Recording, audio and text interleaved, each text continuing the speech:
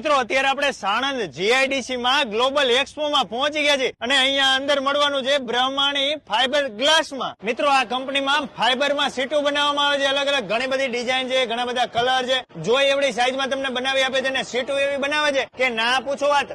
ગમે એવો તડકો પડે, ગમે એવો વરસાદ પડે તો આ સીટ ને કઈ ન થાય. અલગ અલગ કલર, અલગ અલગ ડિઝાઇન, અલગ અલગ વેરાયટી, ઘણી બધી પ્રોડક્ટ અહીંયા બનાવવામાં આવે છે. આ તમે ફાઈબર ના પતરા જોવો છો. મોટી મોટી કંપનીમાં જે ફાઈબર ના પતરા લગાવેલા હોય અહીંયાથી સપ્લાય કરવામાં આવે છે.